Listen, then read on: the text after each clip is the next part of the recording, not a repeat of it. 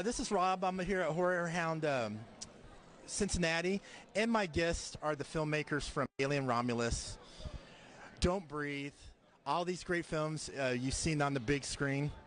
How's it going, guys? How you doing? Great. Doing great. How you doing?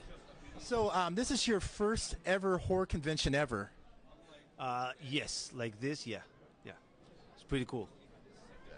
It's the first time we do it this way. I mean, we've done kind of pops and some cons and stuff like that, just promoting. But full-on horror convention is the first time, yeah.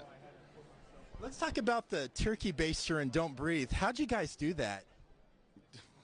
So you saw on the screen. I think at that time, at least, it was still, today, I mean, who knows? You can get away with that stuff these days. But it was just, you try to find what's the thing that no one has seen on the screen that is terrifying, that it would be the ultimate nightmare for the main character. That's what you try to come up with.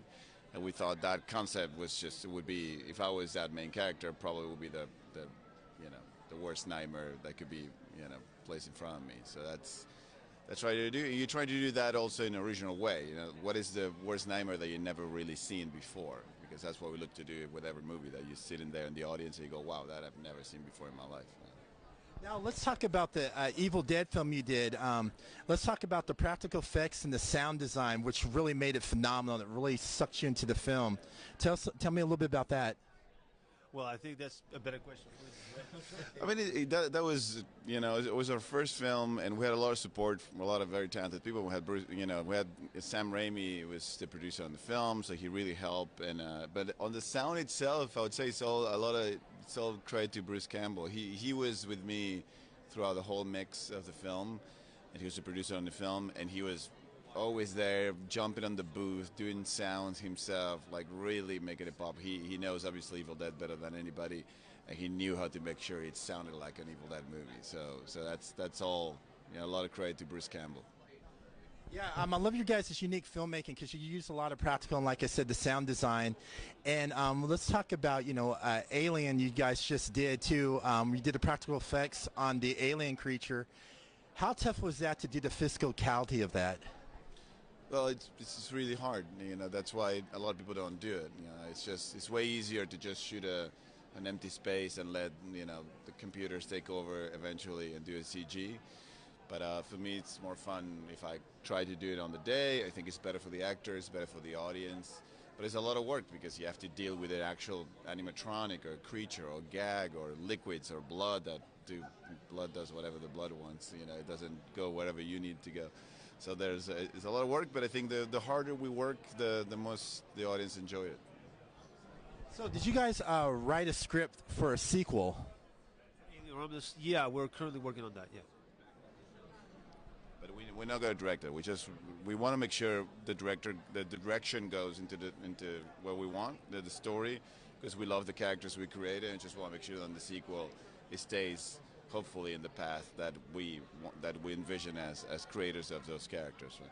Since you guys done a lot of horror films and all that, so are you guys like real huge horror fans? And what's that one film that really got you guys into the world of horror? I'm asking both of you guys. I think it was the first Evil Dead for me. It's the first one. I watched it when I was 12, and just it was the first time I had a proper horror experience. Right? What was your first horror film that really traumatized you? Yeah, it's definitely The Exorcist. Yeah, I saw that when I was like 8 or 9, and it was quite an experience, I would say. Yeah. Yeah, that film scared me. I couldn't sleep for a week. Yeah, same. I had the nightlight. So what are other projects you guys are going to be doing that's going to be coming up? Can you talk about that? There's always stuff that we're working on. You always have ideas. And actually now we are trying to find which one of those is going to be Fede's next movie. So there'll be stuff. Yeah. So since this is your first Horror Hound weekend, so how were the fans, and what were some of the interesting fans you guys met so far? Everybody's interesting. Every fan is interesting. That is the reason for doing this. That's why we came here. We just sometimes I think filmmakers forget who they're making movies for. You interact with the studios, with producers. You're in Los Angeles talking with other creatives, but you forget about who are the people you actually make the movies for. That will not go to watch your movie, and that's why we came here. It's just be here, for a full day and get to have those conversations. And the reality, and this guy here is great. They will tell you, I love this, or they will tell you, I hated that you did that on that one. Why did you do that?